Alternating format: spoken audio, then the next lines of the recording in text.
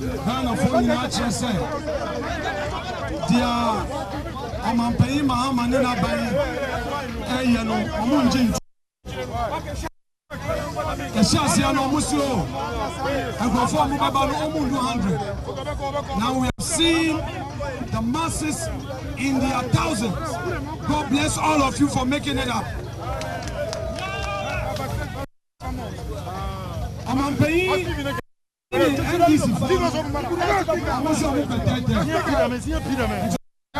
Chief Justice. No for said the Beya NDC for Assemba. No more coming. Said the Beya Omodis out there, not just say a constitution.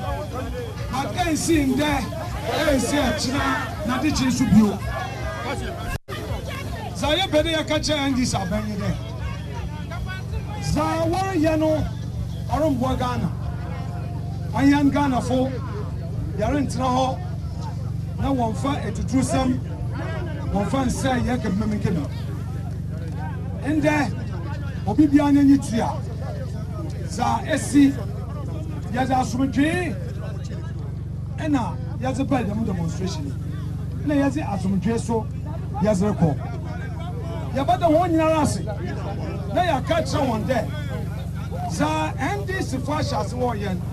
Going there in Ayada. Eyi on your MPP Funkutin Wejumo. Or all the political parties. Now we're better together. Now we're busy Juma. What's it? Mekana de mi wia. Mekana de mi wia. One me say na mamo. What okasem kaka. What Juma?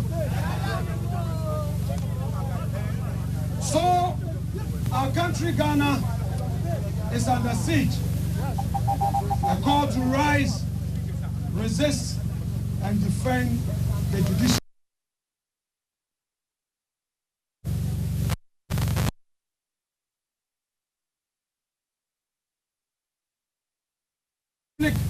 As we mark today, is so clear that the 1992 Constitution, the sacred covenant that binds us as a free and sovereign people, is under present assault. The very even before NDC under President Mahama could assume the reins of government, we saw a violent assault on our constitutional order. They established the so-called ORA, a committee without any legal basis or constitutional backing, which engaged in flagrant illegality. That was the opening salvo in what has now become a full-blown campaign to dismantle our sacred democratic foundations.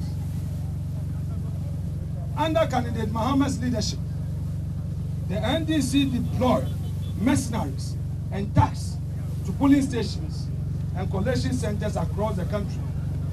And we all know what happened late last year. Honorable Ekuya Efriye, who has warned Ablekumano, the EC is asking for security to enable them to declare. NDC is saying they are not going to provide security. What is preventing the IGP,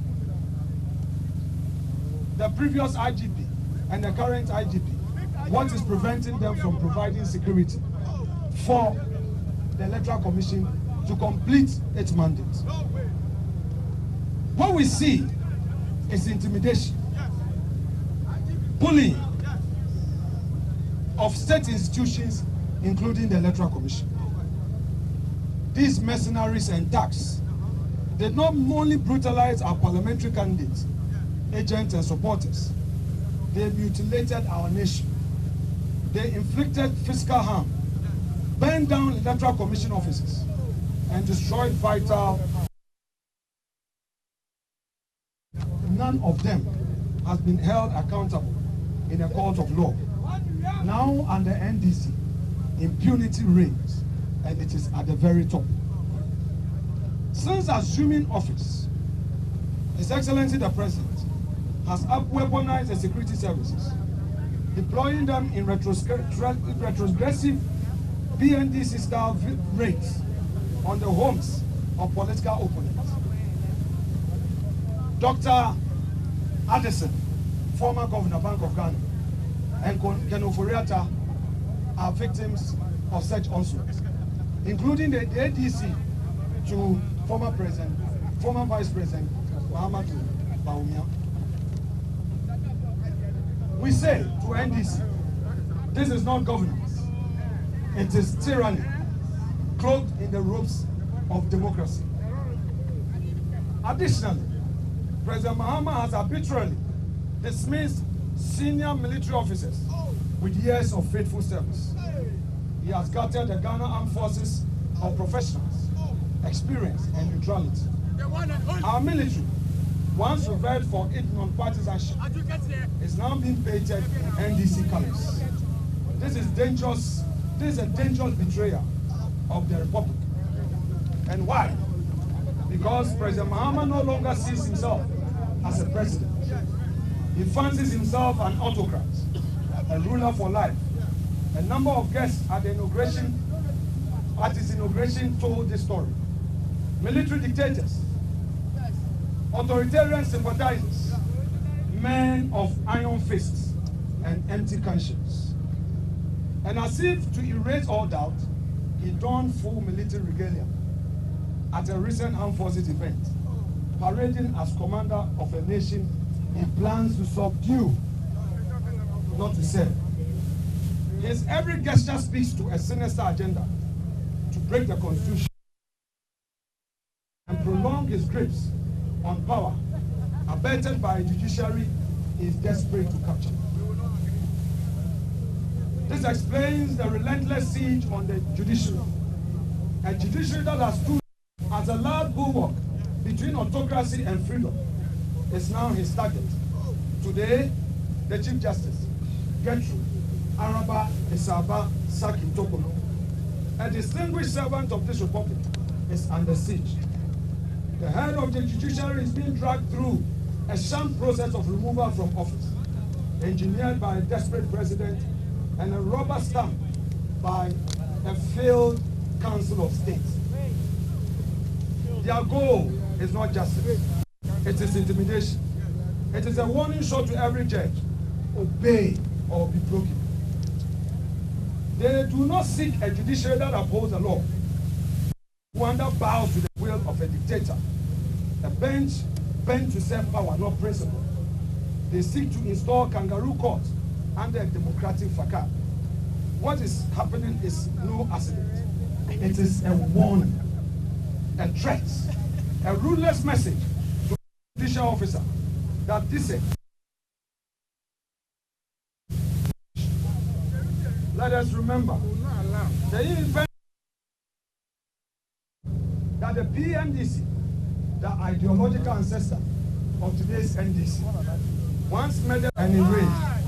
That dark memory now casts a shadow once more as a Mahama returned with vengeance in his heart and fear as a servant.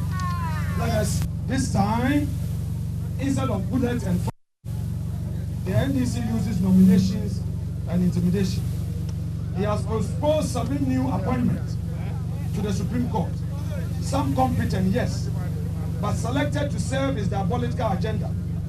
He wishes to fashion a judiciary in his image, subservient, pliant, loyal to party above law.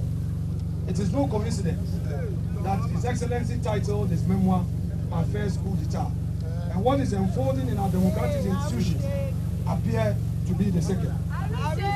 But the judiciary is not his only target. Since returning to power, Mahama has embarked on a sweeping purge of the public and civil service.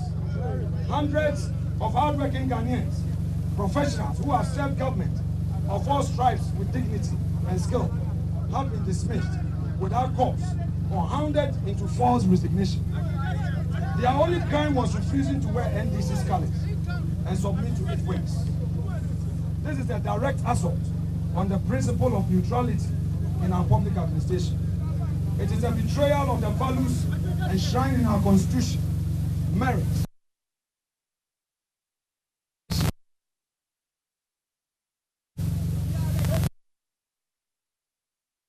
on the Chief Justice were not enough. President Mahama plans to turn his diabolic sight on the Electoral Commission.